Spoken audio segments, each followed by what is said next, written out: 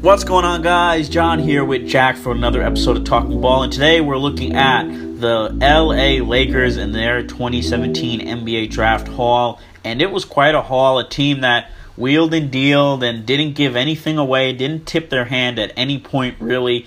And as a Lakers fan, I believed it when Magic Johnson and everyone else in the front office there said they weren't sold on Lonzo Ball, only to go ahead and take Ball with the number 2 pick.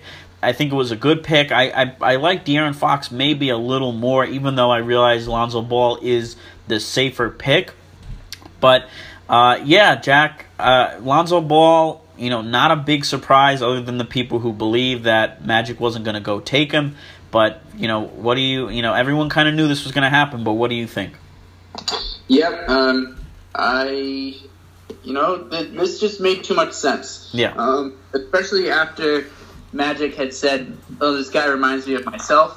It just seemed like, we were just waiting for this pick to happen, and then everyone's hysteria could kind of go away. And that definitely happened here with this selection. But, you know what? I think the Lakers draft, and as you said, you got to include the Russell deal in their draft haul, I think, because first of all, they were able to pick up an extra selection with that, as well as Lopez. But most importantly, they got out of the Mozgov deal. Now, right. Having said this, I think they should have waited for a season at least to just see how Russell and Ball play together, or at least half the season. If they're worried about Russell's trade value deteriorating. But having said that, the ability to get out of the Mozgov deal was definitely a huge benefit for them.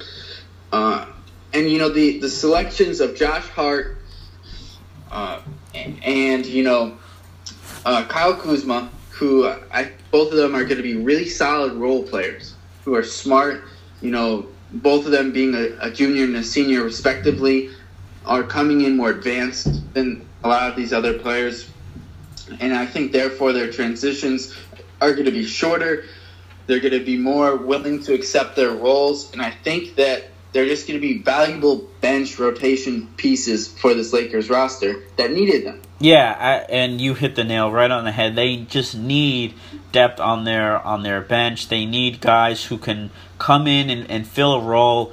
And what I liked was that the Lakers really needed some help on defense. They need help everywhere, of course, but especially on defense, they really had some difficulties. And getting Kuzma, who's pretty good there, and Hart, who, that's, I would say, his calling card is on defense. I think that was perfect for them. And just guys that are going to make the roster, compete, give you, solid minutes off the bench, be good role players, and can continue to get better and develop into, a really solid bench.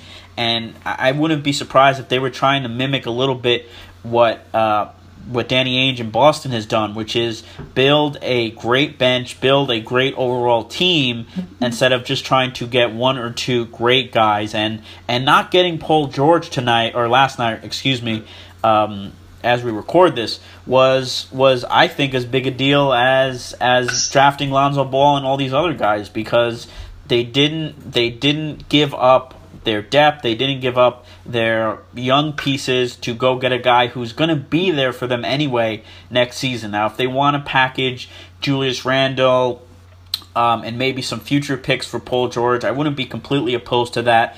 But still, not giving up the number 2 pick, not giving up more than that, I think was really good, showing patience, showing the ability to wait. Right.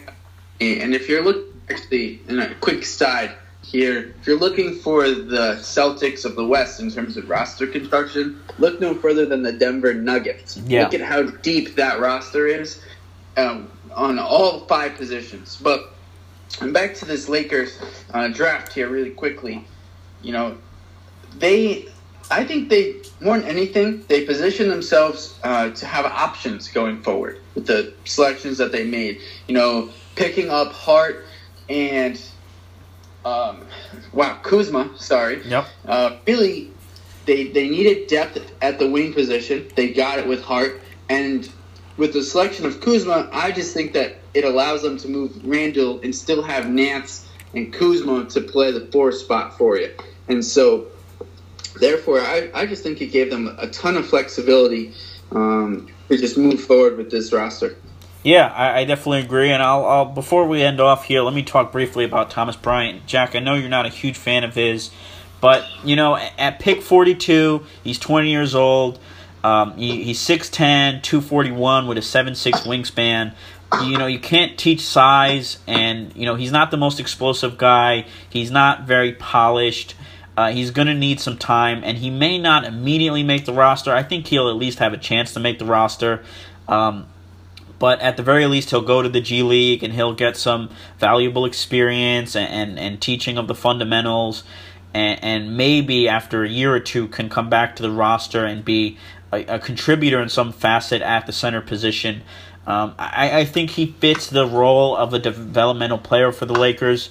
They really need a developmental type center. Recent years they've been drafting a lot of wing guys, a lot of guys who aren't necessarily going to give you great defense, and I think Bryant going forward has the potential to give you that with a few years of seasoning, really.